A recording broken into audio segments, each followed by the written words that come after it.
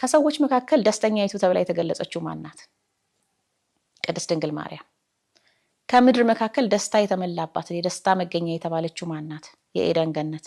የሚገርማችሁ ገድላት ውስጥ ደግሞ ስትመለከቱ ኢትዮጵያ ራሷ የደስታ መፍሰሻ የደስታ መገኛ ወደ ሆነችው ምድር እየተባለ በመላእክት የምትገለጥበት ቦታዎች አሉ። ይህን ወደፊት ጠቅስላችኋለሁ። ግን የደስታ ምድር መልካም ምድር የሚለው ነገር የእመቤታችን አስራት የሆነችው የኢትዮጵያ መገለጫ ሆኖ የዩቶፒያኒዝምን ኮንሴፕት መጀመሪያ ዲፋይን ማድረግ የጀመረው በኤደን ገነት በኩል ነው ማለት ነው። መነሻው ይሄ ነው። ከዚያ በኋላ ግን አንድ በዚህ ክፍል በደንብ እንድታውቁት እንድትረዱት የምፈልገው መሰረታዊ እውነታ ምንድን ነው? ከኤደን ገነት አኗኗር ጋር በተያያዘ ማለትም አዳምና ሔዋን ከገነት ከወጡ በኋላ የኤደን ገነትን ትዝታ ይዘው ነው የወጡት አይደል? እያንዳንዱ የምንሰራው ስራ እያንዳንዱ ፊልድ ሙያ መስክ የጥናት ዘርፍ በሉት ሁሉም በዚህ የኤደን ትዝታ ኢምፓክትድ የሆነ ነው። ለዛ ነው የኢትዮጵያን ስተዲስ ኢንተርዲሲፕሊነሪ ነው ያልኳችሁ። እንዴት የሚለውን ቀስ ብለን እንመጣበታለን።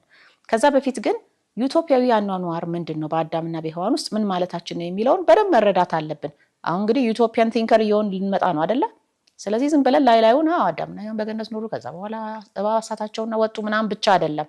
ጠለቅ እያሉ ማስተዋልና በደንብ ሜንታል ኢሜጀሪውን በአይምሮ ውስጥ እየፈጠሩ እዛ ቦታ ላይ እንደነበሩ አድርጎ እያሰቡ ማስተዋል ያስፈልጋል። እንደዛ ካልሆነ ዩቶፒያን ቲንኪንግ የሚባል አይምሮ ዩቶፒያን ቲንከር የሚባል ማንነት አይኖረንም። የአዳምና የሔዋን ደስተኛ አኗኗር ምንድን ነው? እንግባበት፣ እንየው፣ በደንብ አስተውላችሁ አዳምጡ። በቅድሚያ በእግዚአብሔር መልክና አምሳል የእግዚአብሔር ልጆች ተብለው እንደተፈጠሩ እናውቃለን። የእግዚአብሔር መንፈስ ማደሪያ ሆነው ነው የተፈጠሩት። ልክ እንደ እግዚአብሔር የሚመስል እንደ ፀሐይ የሚያበራ መልክና ደምግባት ከግርማ ሞገስ ጋር ተሰጥቷቸውን የተፈጠሩት። ሁሉን አዋቂና መርማሪ የሆነ አእምሮ ተሰጥቷቸውን የተፈጠሩት።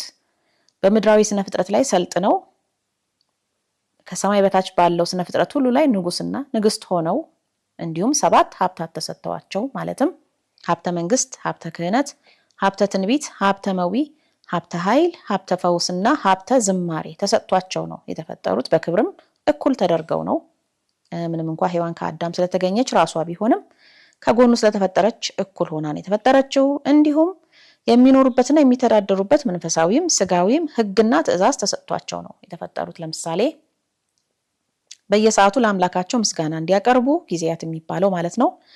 የኤደን ገነትን እንዲያበጇትና እንዲጠብቋት ስራ አላቸው ማለት ነው። መንፈሳዊም ስጋዊም ስራ አላቸው።